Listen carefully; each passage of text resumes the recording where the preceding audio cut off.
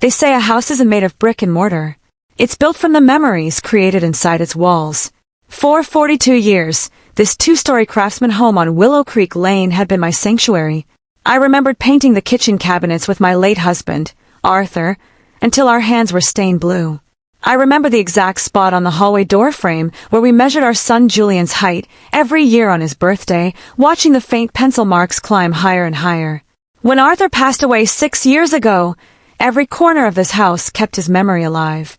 The faint smell of cedar and pipe tobacco still lingered in his study. The garden he planted, blooming with white hydrangeas every summer, was my connection to him. I never asked for much. I lived quietly, tended to my garden, paid my property taxes, and cooked dinner for Julian whenever he visited. I was 72, but my mind was sharp and my heart was full. Until the afternoon my son walked through the front door, not with a smile, but with a woman whose heart was colder than ice. It was a Tuesday afternoon. The rain was tapping softly against the window panes, and I had just set down a fresh pot of chamomile tea. Julian had called earlier, saying he and his wife, Chloe, needed to stop by to discuss something urgent. I had made Chloe's favorite lemon square biscuits. Even though she had never been particularly warm to me in the 3 years she and Julian had been married, I always tried. I loved my son, and if Chloe made Julian happy, I was determined to be the best mother-in-law I could be. The doorbell rang. Before I could even reach the entryway, the front door swung open. Julian stepped inside, looking nervously at his polished dress shoes. Behind him stepped Chloe. She was 34, impeccably dressed in a tailored cream coat, holding a designer leather tote bag. Her eyes didn't meet mine with affection. Instead, she scanned the hallway, her gaze lingering on the crown molding, the hardwood floors, and the space where my grand entryway mirror hung. "Mom," Julian said, his voice hesitant. He didn't offer a hug. "Julian, dear." "Chloe," I said, offering a warm smile despite the tension suddenly heavy in the air. "Come in, sit down. I just made fresh tea and lemon squares."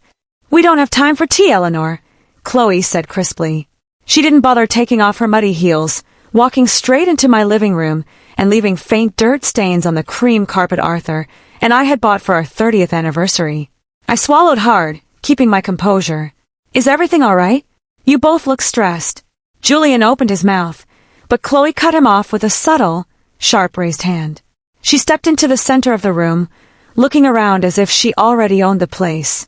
"Eleanor, let's be direct," Chloe began, setting her expensive leather tote onto my coffee table. "Julian and I have been doing some long-term financial planning. As you know, the housing market right now is absurd. We're looking to upgrade from our townhome. We want a real family home, a space with property value, character, and room to entertain." "I see," I replied slowly, taking a seat in my armchair. "Well, that sounds like a wonderful step for the two of you. Are you putting your place on the market?" Chloe let out a short, hollow laugh that sent a chill down my spine. "We don't need to shop around, Eleanor," Chloe said smoothly. "We've already found the house." "This house!" I froze. The room suddenly felt very small, the air thick and hard to breathe. I looked at my son. Julian looked away, staring intently at a painting on the wall. I don't understand, Chloe," I said, my voice barely above a whisper. "This is my home." "Was your home," Chloe corrected, her tone completely devoid of emotion. "Let's face reality, Eleanor. You're 72 years old. You're living alone in a 4-bedroom house. It's practical waste. You don't need all this space, and frankly, you're getting too old to manage it. What happens when you slip on the stairs? What happens when you can't keep up with the yard?" "I have a gardener for the heavy work, Chloe," I said, my chest tightening. "And I am perfectly capable of walking down my own stairs. This is where Arthur and I raised Julian. This is where I belong." "Arthur is gone, Eleanor," Chloe said flatly, without a shred of sympathy. "And holding on to old wood and plaster isn't doing anyone any good. We've already looked into senior living communities for you. Sunset Pines down on 5th Street. They have a lovely, small 1-bedroom suite available next month. Sunset Pines, a retirement facility.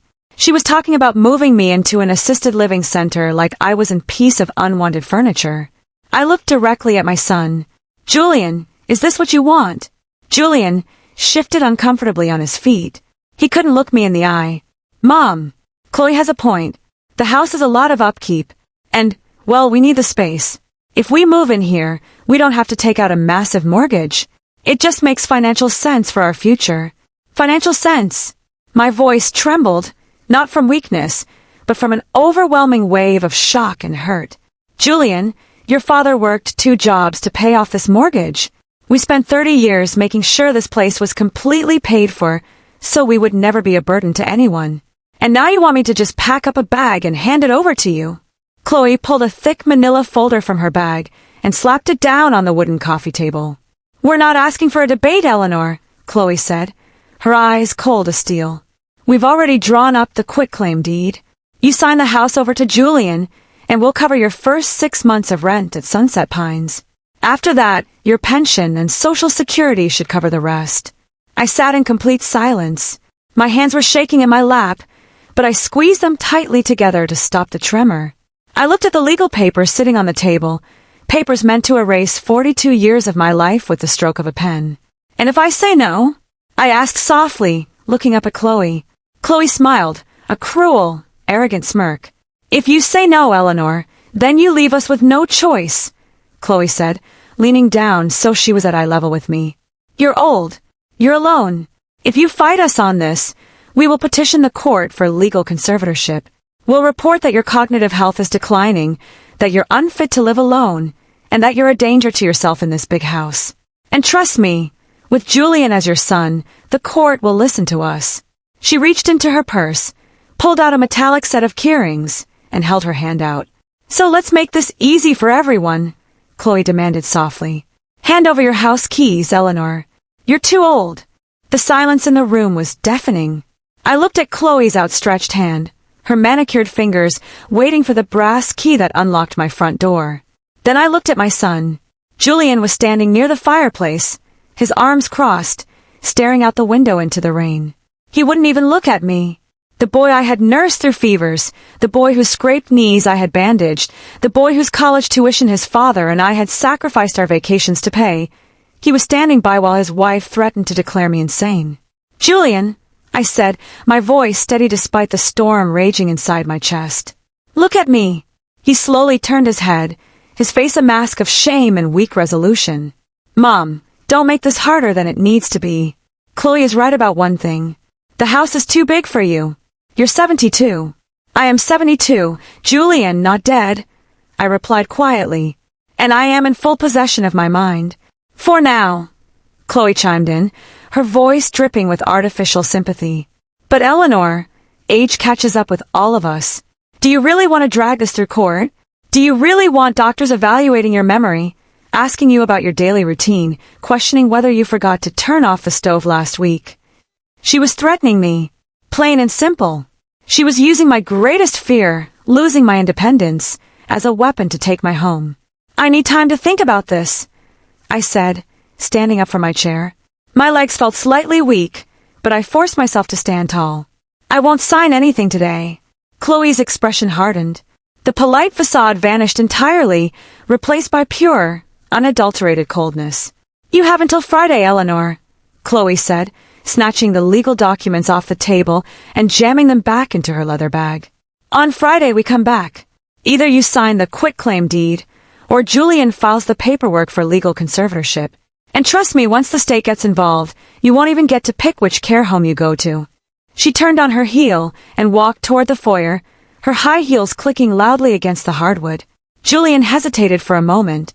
He looked at me, his eyes filled with a mixture of guilt and fear, but he said nothing. He didn't offer a hug, a gentle word, or an apology. He just turned and followed his wife out into the rain. The front door clicked shut.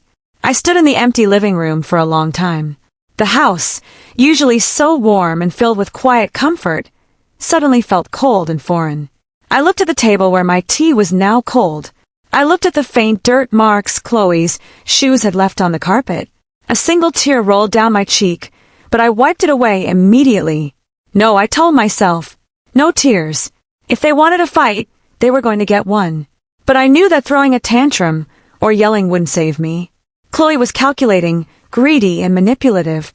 If I lashed out emotionally, she would use it as proof that I was losing my mind. I had to be smarter. I had to be patient. The next morning, I called my longtime family attorney, Harold Miller. Harold had been Arthur's best friend since high school, and he had handled all our family's legal matters for over 30 years. An hour later, I was sitting in Harold's cozy office downtown. Harold was 75, with kind blue eyes and silver hair, but behind his warm smile was one of the sharpest legal minds in the city. He listened quietly as I told him everything that had happened the day before, Chloe's demands, Julian's silence, and the threat of legal conservatorship. As I spoke, I saw the warmth in Harold's eyes turn into cold anger. "They actually said that to you?" Harold asked, setting his pen down on his desk.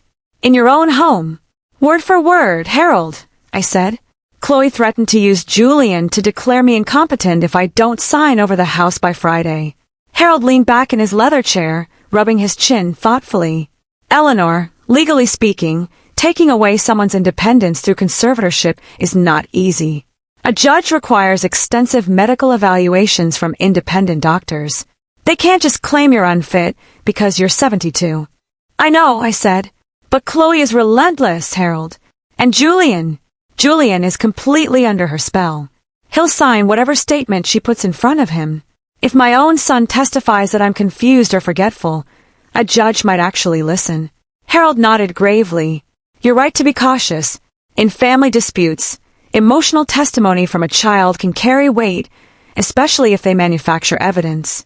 But tell me, Eleanor, who actually owns the title to the house right now?" "It's completely in my name," I replied. "When Arthur passed, the full title transferred to me. There are no mortgages, no liens, no co-owners." "Good," Harold said, a slow, cunning smile spreading across his face. "That gives us total leverage. If you own the house outright, they have zero legal right to step foot on the property without your permission. So what do we do?" I asked. "Do I just refuse to sign?" "Oh, we're going to do much more than just refuse," Harold said, leaning forward. "Eleanor, if someone attacks you with a sword, you don't just stand there with a shield. You let them strike, you dodge, and you take away their weapon." He pulled out a blank notepad and began writing. "First," Harold explained, "I am going to arrange for you to undergo a comprehensive cognitive and physical evaluation with Dr. Vance at the University Medical Center tomorrow. Dr. Vance is a renowned geriatric specialist. Once he issues a certified medical report proving you are in peak mental and physical health, any conservatorship threat Chloe tries to throw at you will be DOA, dead on arrival." I breathed a huge sigh of relief. "Thank you, Harold. That's just step one," Harold continued, his eyes gleaming with professional delight. "Step 2 is protection. We're going to draft a full, irrevocable trust. We will transfer the house into the trust, with you as the sole trustee during your lifetime. But more importantly, we are going to update your will." I looked at him, curious. "My will? Up until today, Julian was your sole heir, correct?" Harold asked. "Yes," I admitted softly.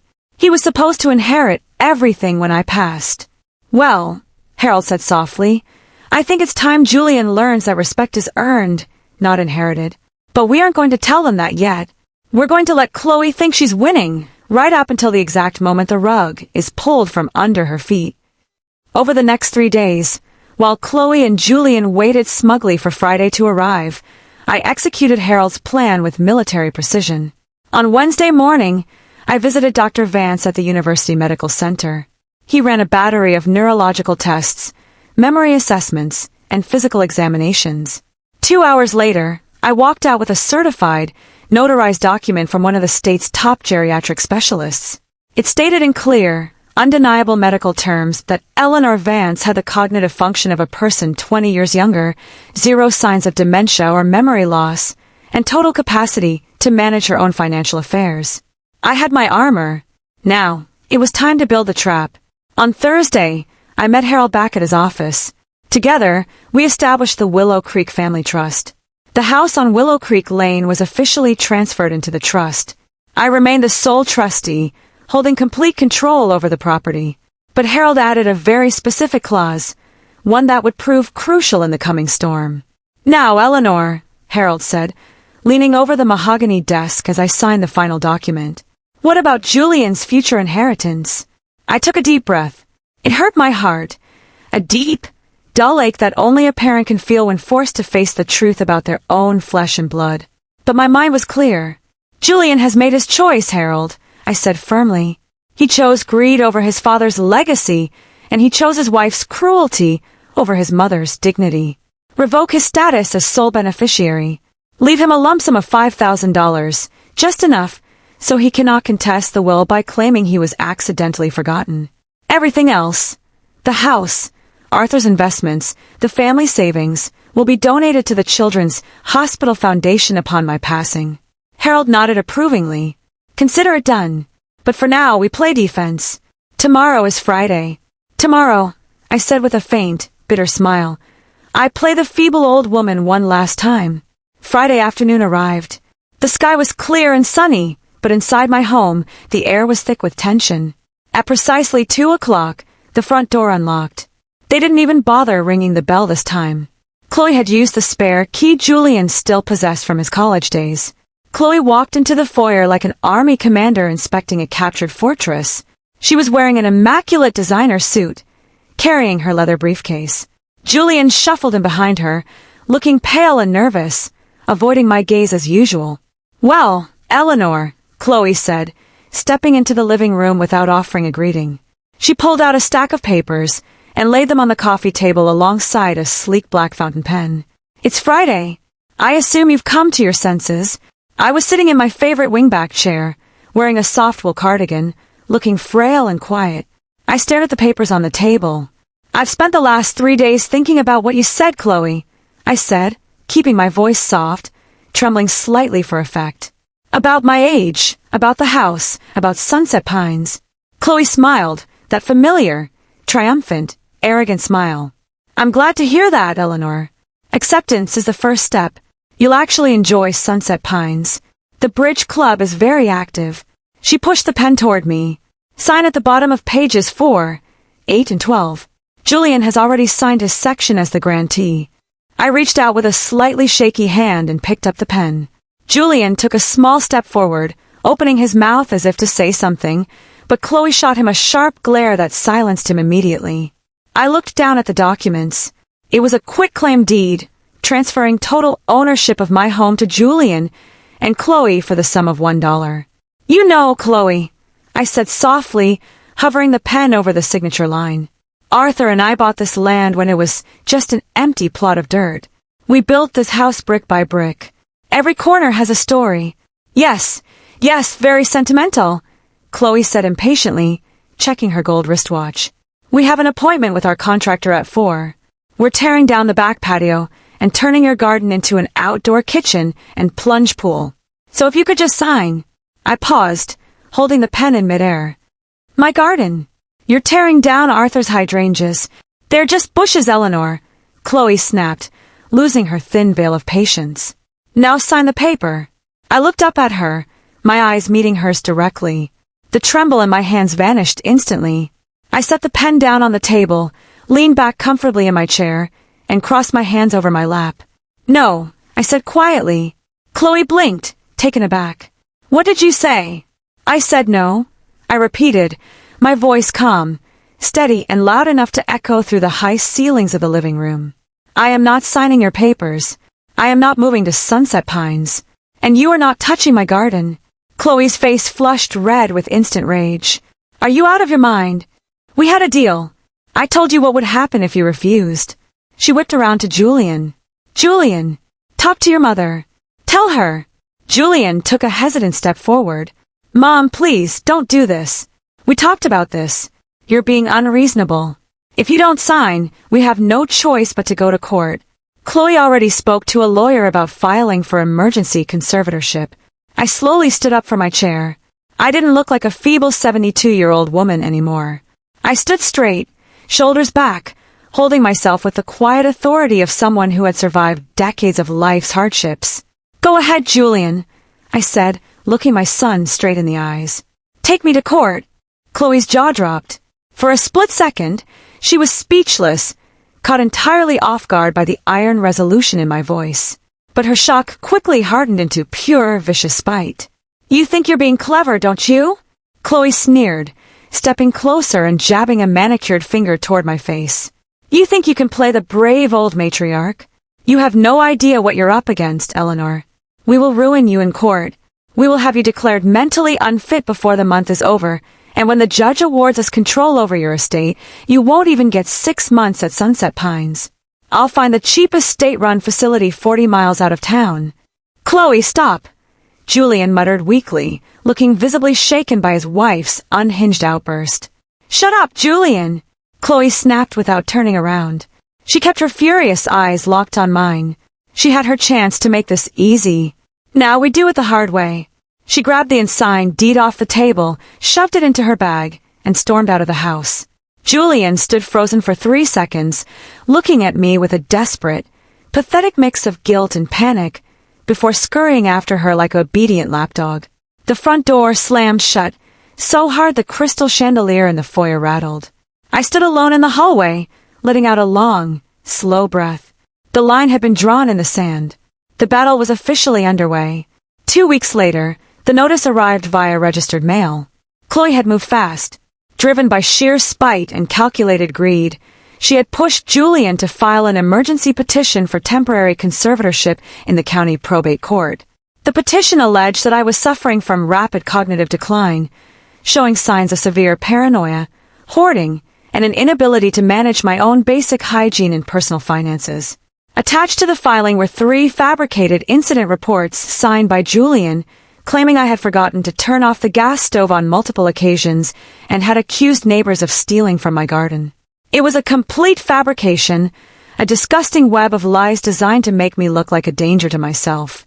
The court date was set for the following Tuesday morning. When Tuesday arrived, I dressed with deliberate elegance.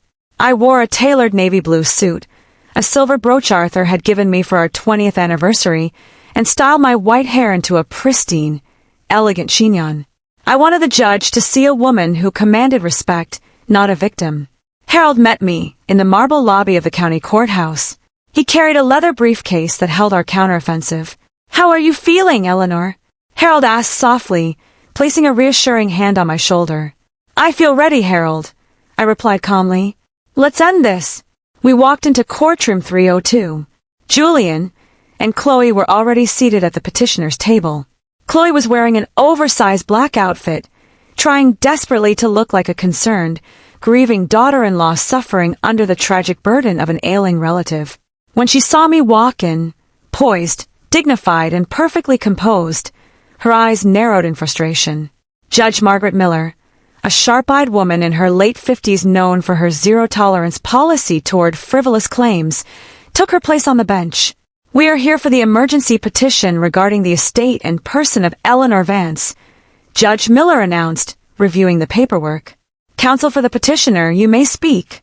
Chloe's attorney, a sleek young man named Brad, stood up instantly.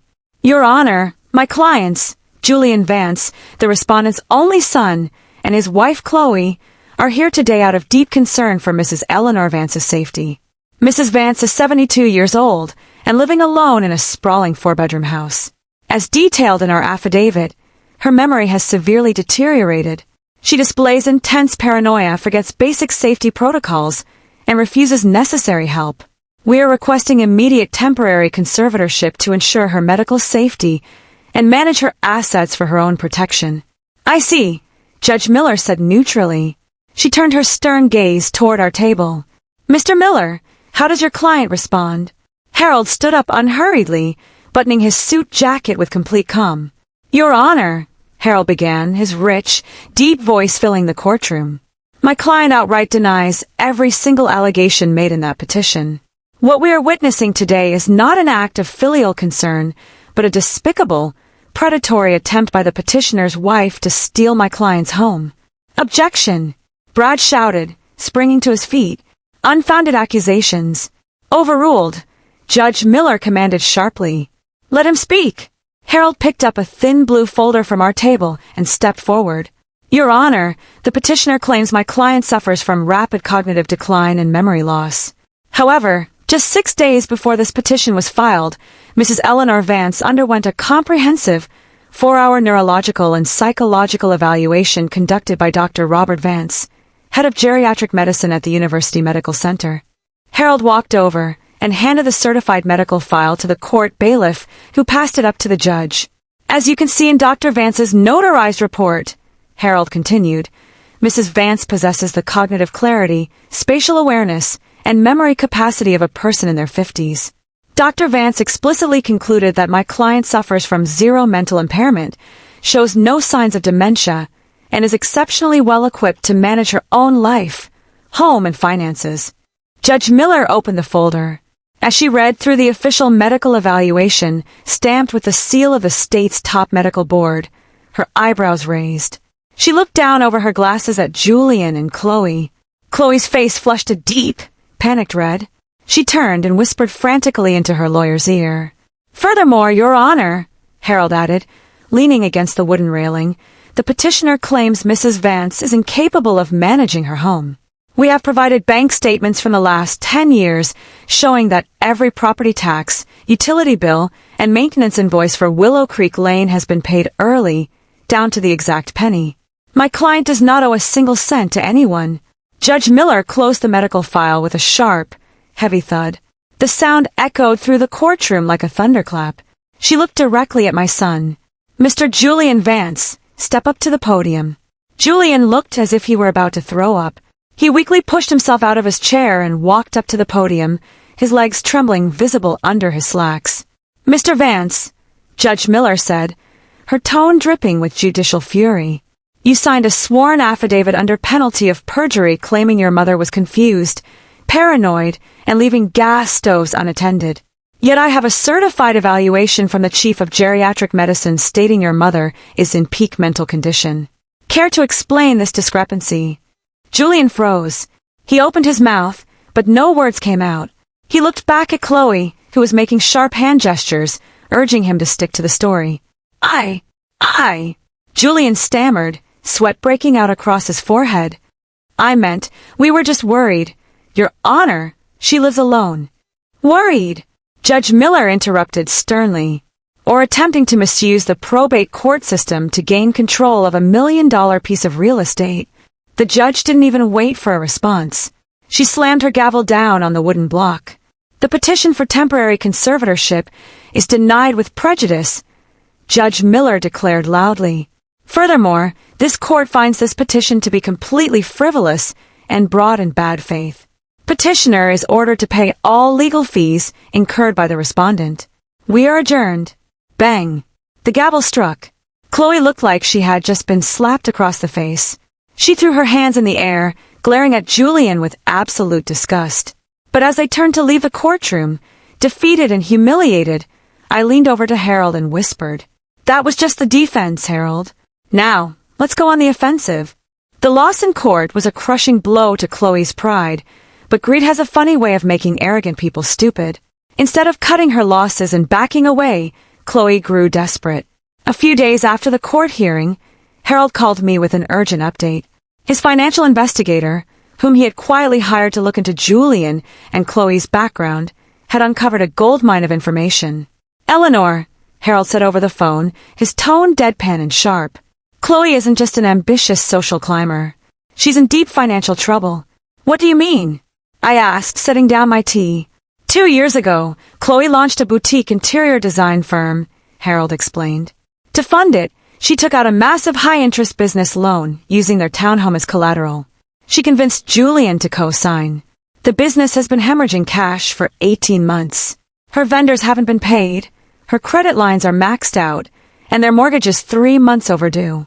The bank sent a final notice of default last week. The pieces of the puzzle suddenly clicked together with terrifying clarity. Chloe didn't just want my house to live in, she needed it to save herself from bankruptcy. Her plan had been to coerce or force me into handing over the deed, transfer the title to Julian, and immediately take out a massive equity cash-out mortgage on my paid-off property to cover her debts.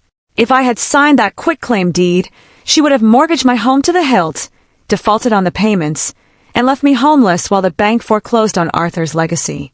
A cold, hard rage settled into my chest. This wasn't just disrespect, it was financial predation. Harold, I said, my voice completely devoid of pity. How do we turn their own trap against them? Chloe has been desperately looking for a private investor to bail out her firm, Harold said. a slow smile evident in his tone. She's been pitching to high-net-worth property managers across the city. What she doesn't know is that one of the largest private real estate investment groups in the state, Apex Equity Group, is owned by my former law partner, Marcus Vance. No relation to you, of course, but an old friend of mine. What are you proposing? I asked. Marcus is willing to play along, Harold said smoothly. Apex Equity will reach out to Chloe offering a conditional bailout investment for her design firm, a lifeline of $200,000. But the contract will contain very strict performance clauses, short repayment terms, and personal guarantees backed by her company's remaining assets and personal holdings. And if she fails to pay, Apex repossesses her firm's inventory, her private vehicle, and places a legal lien on any real estate tied to her name, Harold replied. Chloe is so arrogant and so desperate for quick cash that she'll sign without reading the fine print carefully, assuming she can somehow flip your house later to pay off Apex. She's gambling on money she doesn't have. Do it, I said without hesitation. Let her dig her own grave. Over the next 2 weeks, the trap worked like clockwork. Chloe received the surprise email from Apex Equity Group offering to invest in her boutique firm. To her, it looked like a miracle, a stroke of luck that would save her from financial ruin. She was so intoxicated by her own ego that she assumed Apex saw her genius as a designer. She signed the investment agreement within 48 hours, taking the $200,000 cash injection. She immediately spent half of it buying luxury designer clothes, leasing a brand new Mercedes, and throwing a lavish relaunch party at a high-end downtown restaurant to boast to her elite social circle. She thought she was untouchable. She thought she had won. She had no idea that every single dollar Apex handed her came with strings attached, strings held directly by me. While Chloe was busy flaunting her fake wealth, I took the next step in my plan. I knew that taking away her financial leverage was only half the battle. I needed to cut off her access to my life completely and expose her true nature to everyone who mattered. It started with the house. I hired a security firm to install state-of-the-art cameras around the entire perimeter of Willow Creek Lane. I had all the locks changed on every exterior door, replacing them with digital keypads that required biometric fingerprint access. The very next day, Julian tried to use his old brass key to enter the house while I was out in the garden. I watched through the glass patio doors as he inserted the key, turned it, and realized the cylinder wouldn't budge. He tried again, growling in frustration, before pounding heavily on the front door.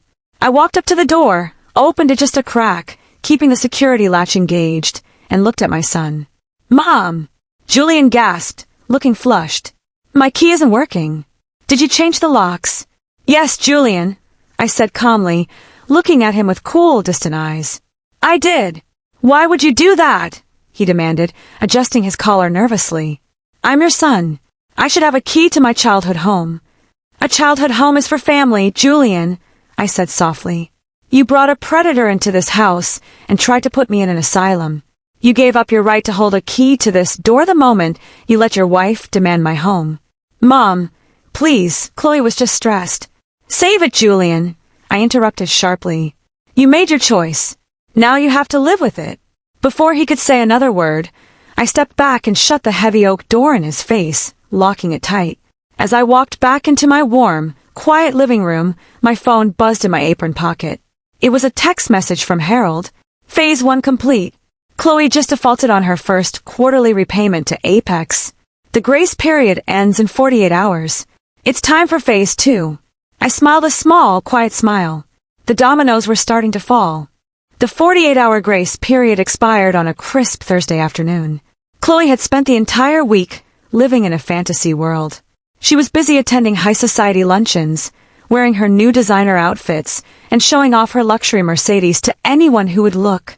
She truly believed that Apex Equity Group's cash injection was a blank check, a reward for her brilliant business vision.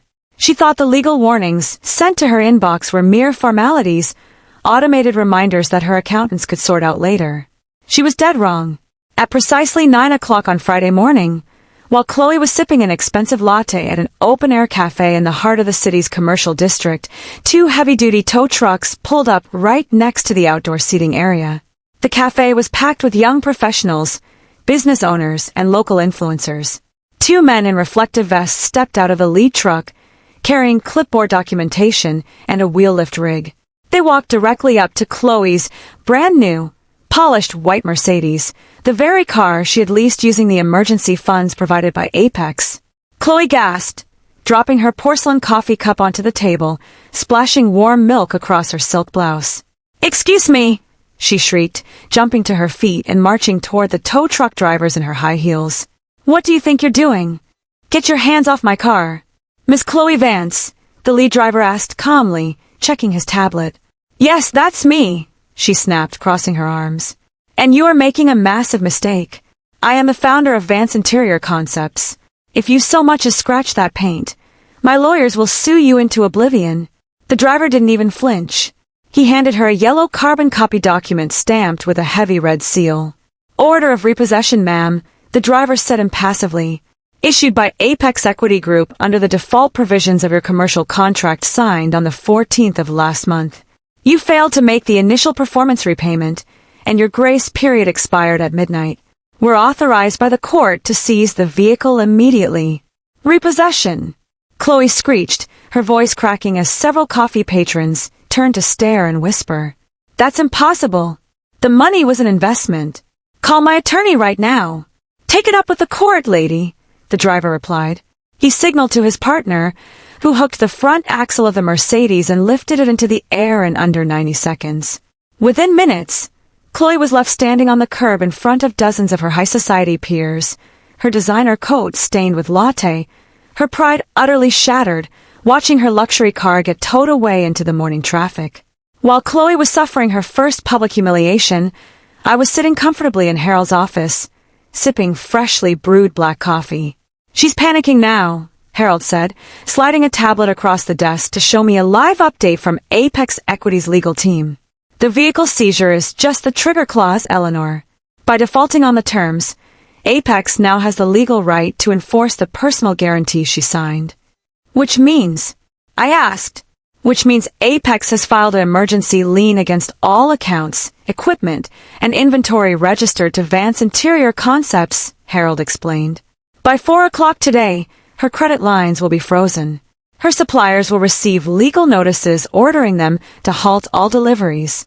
Her business is effectively dead in the water." "And Julian?" I asked softly, feeling a momentary pang of maternal regret that was quickly washed away by the memory of his betrayal. "Julian co-signed the original townhome mortgage that she leveraged for her business loans," Harold said gravely. "Because the business defaulted, the primary lender has accelerated their demand for payment. The bank has initiated formal foreclosure proceedings on their townhome. If they don't produce $300,000 in 30 days, they will be thrown out on the street." I looked out the window at the city skyline. They had tried to throw me out of my home of 42 years. They had tried to lock me in an institution to steal my security and peace of mind. And now, the very hole they had dug for me was swallowing them whole. "Harold," I said, setting my coffee cup down with a firm click, "it's time for the final piece. Have Apex call an emergency settlement meeting for Monday morning at their corporate headquarters. Tell them the secret investor wants to meet in person." Harold smiled, his eyes twinkling with sharp anticipation. "They're going to expect a hedge fund executive in a three-piece suit." "Oh no," I replied quietly. "They're going to get an old woman in a wool cardigan." All weekend long, Chloe's world crumbled piece by piece. The freeze on her accounts took effect by Friday evening. When she tried to pay for dinner at an upscale restaurant to calm her nerves, her card was declined in front of a dozen people. By Saturday morning, official foreclosure notices from the bank were taped to the front door of their townhome. Julian called me 16 times over 48 hours. I didn't answer a single call. I let every ring go straight to voicemail, watching his desperate text messages flood my phone. "Mom, please pick up. Mom, we're in serious trouble. Mom, it's an emergency. We're going to lose everything." He didn't care when my home was at risk. He didn't care when his wife was threatening to send me to an asylum. He only cared now because the fire had reached his own front porch. On Monday morning at 9 o'clock, Julian and Chloe walked into the glass and steel skyscraper of Apex Equity Group in the downtown financial district. They looked like ghosts.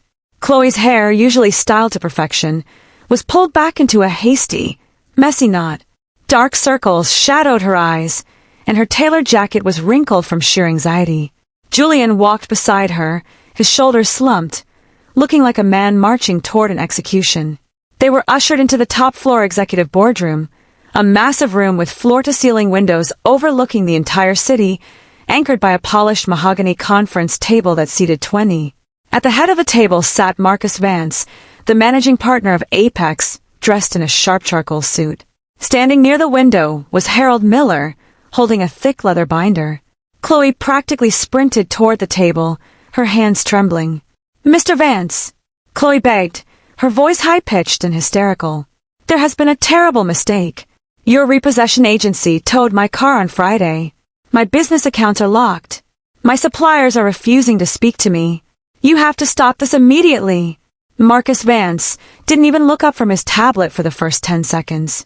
He let the silence stretch until Chloe's chest was heaving with panic. "There is no mistake, Ms. Vance," Marcus said calmly, setting his tablet down. "You defaulted on Clause 4B in Section 12 of your investment contract. Under state commercial law, Apex executed its contractual right to protect its capital. But I just need more time," Chloe pleaded, grabbing the back of a chair to steady herself. "Just give us 60 days. My husband and we are in the middle of securing a major real estate asset, a property worth over $1 million. Once we acquire it, we can liquidate it and pay Apex back every single cent plus interest." Julian winced, looking down at the carpet. Even now, at the brink of destruction, Chloe was still planning to sell my home out from under me. "A real estate asset?" Marcus asked, raising an eyebrow with cold amusement. "Are you referring to the Craftsman property on Willow Creek Lane?" Chloe gasped, hope flashing across her tired face. Yes. How did you know about Willow Creek?" "Because," a voice spoke up from the doorway behind them, "that property doesn't belong to you." Chloe and Julian whipped around. The heavy double doors of the boardroom opened slowly. I stepped into the room, wearing a simple navy wool dress, carrying my leather handbag. I walked with a steady, confident stride, taking a seat directly opposite Marcus Vance at the head of the long table. Chloe stared at me, her eyes wide with shock, her mouth opening and closing like a fish out of water. "Eleanor!" Chloe gasped, looking between me, Harold, and Marcus in total confusion.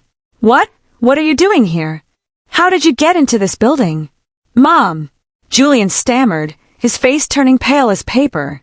"Why are you sitting at the board table?" Harold stepped forward, placing a thick stack of legal documents onto the mahogany table in front of them. "Allow me to clarify the situation for you both," Harold said, his voice ringing with authority. Apex Equity Group did not select Vance Interior Concepts by chance. Apex is a subsidiary holding firm, and 90% of the capital invested by Apex into your business came from one sole source. Harold pointed a finger directly at me. "Your investor," Harold announced firmly, "is Mrs. Eleanor Vance." The room went completely, utterly silent. Chloe's eyes shifted from Harold to me, then to Marcus and back to me again. The realization hit her like a physical blow. The sudden investment offer, the easy terms, the swift repossession, the frozen accounts, the bank foreclosure notices, it hadn't been luck. It hadn't been a miracle. It had been a trap designed specifically for her. "You," Chloe whispered, her voice trembling with a terrifying mix of realization and horror. "It was you. You bought my debt." "I didn't buy your debt, Chloe," I said, my voice quiet, smooth and colder than ice. "I bought your arrogance." Chloe sank into an executive chair, her legs completely giving out beneath her. The color drained from her face, leaving her ghost white in the harsh fluorescent lighting of the boardroom. No, this isn't legal," Chloe stammered, her hands trembling as she looked frantically at Marcus Vance. "This is a conflict of interest. You used private funds to target my business out of malice. I'll sue. I'll take this to the state attorney general." Harold let out a dry, low chuckle that echoed off the glass walls. "Sue on what grounds, Ms. Vance?" Harold asked, leaning over the table and opening the leather binder. "You freely signed a legally binding commercial contract. You took $200,000 of investment capital. Instead of paying your business debts, you spent $60,000 leasing a luxury vehicle, buying designer clothes, and throwing parties. Every penny you spend is documented in the forensic audit Mrs. Vance authorized. Harold tapped a page, filled with bank statements and highlighted transactions. You committed commercial fraud, Harold said sternly. If this goes to court, you won't just lose your business. You'll be facing criminal charges for fraudulent misrepresentation. Chloe looked like she had been hit by a freight train. She turned to Julian, grabbing his forearm with a manic, desperate grip. Julian, say something, she shrieked, her voice cracking with terror. It's your mother. Tell her to stop this. Tell her to call off the bank. Julian stood frozen, staring at me across the long table. For the first time in years, he wasn't looking at his wife for permission to speak. The reality of his complete destruction had finally broken through his delusion. Mom! Julian choked out, tears welling up in his eyes as he took a step toward me. Mom, please. We made a mistake. A horrible, terrible mistake. I was stupid. I let Chloe push me into this. But I'm your son. I'm your only child. You can't let them take our home. We'll have nowhere to go. I sat back in my chair, looking at my son. The pain in my chest was deep and real, but my eyes remained crystal clear. You brought that woman into my house 3 weeks ago, Julian, I said, my voice echoing through the silent boardroom. She stood in the living room your father built with his own hands. She demanded my house keys. She called me useless. She threatened to lock me in an asylum for the rest of my life. And you stood right beside her, keeping your mouth shut. I was scared, Mom. Julian sobbed, dropping to his knees right there on the polished hardwood floor of the executive suite. I was in debt. She convinced me it was the only way out. You weren't scared, Julian, I replied softly, shaking my head. You were greedy. You thought because I was old, I was easy to break. You thought my love for you made me weak. I stood up from the table, taking my leather handbag. I walked over to where Julian was kneeling on the floor, looking down at him. A mother's love is unconditional, Julian, I whispered, leaning down so only he could hear me. But a mother's respect is not. You traded your father's legacy and your mother's dignity for a woman who treated you like a pawn. And now you have to pay the bill. I looked back up at Marcus Vance. Mr. Vance, proceed with the full asset recovery process, I instructed calmly. Seize the business inventory, enforce the liens, and let the bank proceed with the foreclosure on their townhome. No! Please! Eleanor! Chloe screamed, throwing herself toward the table, but Harold stepped in front of her, holding up a hand to block her path. This meeting is adjourned, Harold announced coldly. I turned my back on them. As I walked out of the boardroom and down the quiet, carpeted hallway toward the elevators, the heavy glass doors closed behind me, cutting off the sound of Chloe's hysterical weeping and my son's desperate cries for forgiveness. Over the next 30 days, the legal machinery moved with ruthless efficiency. Without the house on Willow Creek Lane to fall back on and zero access to fresh credit, Chloe and Julian's financial house of cards collapsed entirely. Vance Interior Concepts was officially liquidated. Federal and state tax liens were filed against their remaining assets, and the bank finalized the foreclosure on their townhome. On a bright, clear Saturday morning, the final public auction of their townhome's contents was held right on their front lawn. I decided to go, not out of malice or a desire to gloat, but because I needed to see the final chapter close with my own eyes. Harold drove me in his polished sedan, pulling up across the street from the property.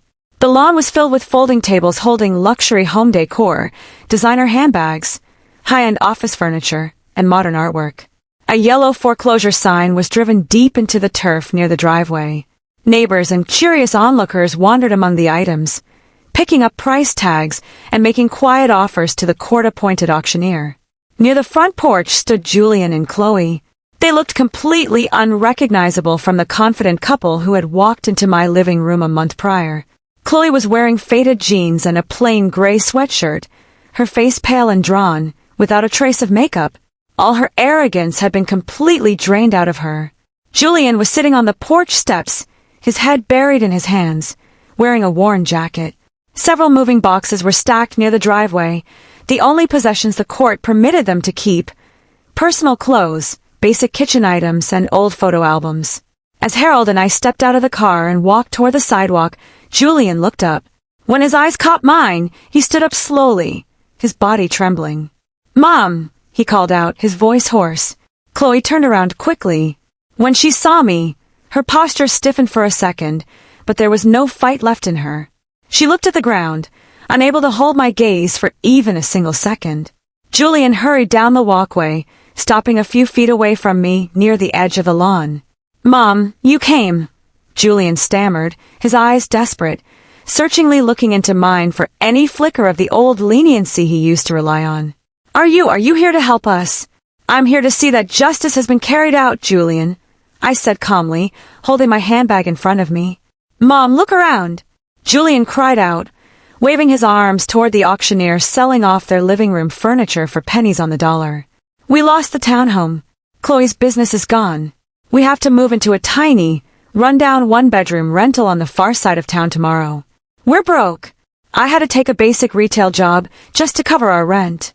"You have a roof over your head, Julian," I replied evenly. "And you have your health. That is far more than you were willing to leave me with when you tried to put me in Sunset Pines." Julian winced as if he had been slapped. "Mom, I'm sorry. I swear to God, I'm sorry. I was blind. I let Chloe control me. I'll do anything to make it right. Just let me come home, please." I looked at my son, the man he had become. "Julian," I said softly, my voice carrying a solemn weight, "you don't miss me. You miss the comfort of my home. You miss the safety net your father and I built for you. You only realized you loved your mother when your wife ran out of other people's money to steal." I reached into my handbag and pulled out a simple, sealed white envelope. I held it out to him. "What's this?" Julian asked, his hands shaking as he took it. "Is it money?" "It's a check for $5,000, I explained clearly. "It is the exact amount I have instructed Harold to leave you in my updated will. I am giving it to you today, so there will be no expectations left between us when my time comes." Julian opened the envelope, staring at the check in total shock. $5,000, he whispered, horror dawning on his face. "Mom, the house, the estate. What about Dad's legacy?" "Your father's legacy is protected," I said firmly. "The house on Willow Creek Lane has been placed into an irrevocable trust.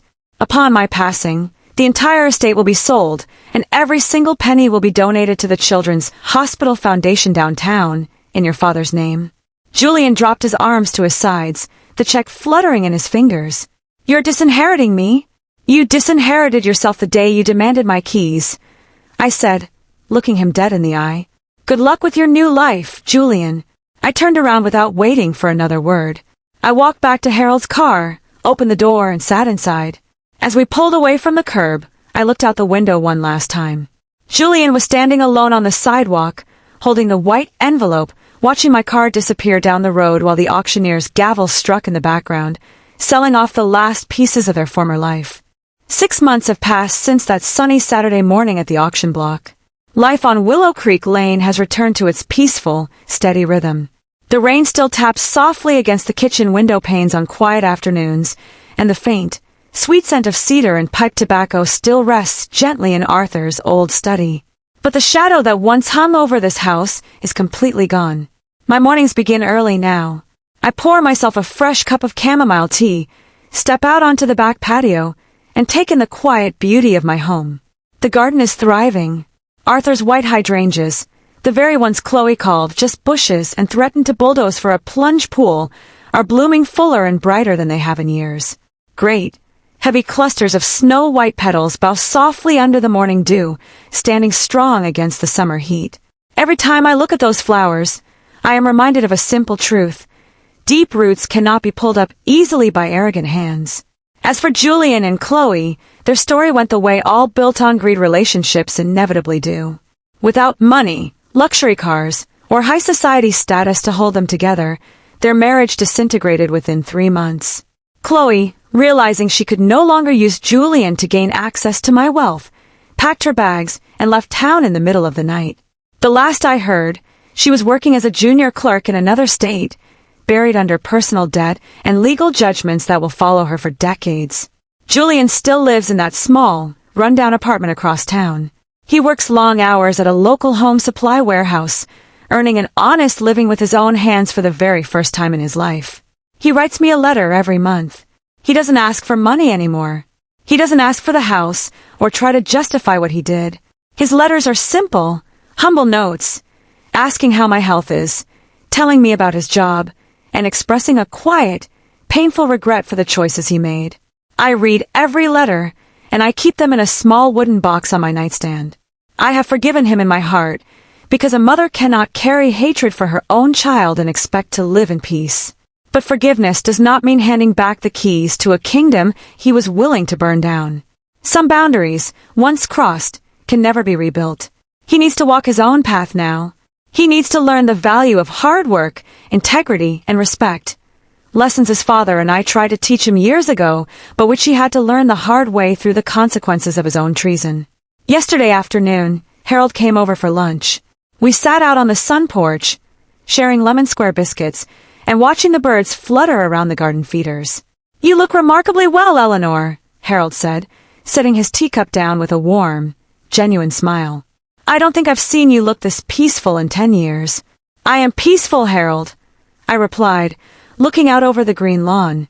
For a while, I thought getting old meant becoming defenseless.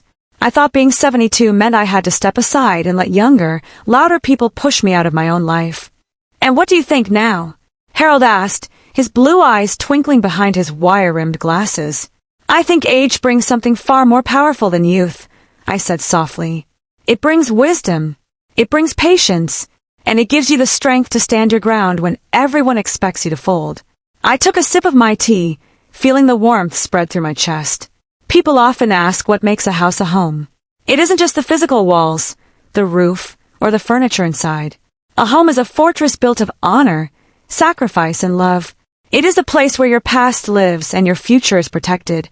Chloe thought she could march into my living room, flash a legal document, and demand my keys simply because I was old.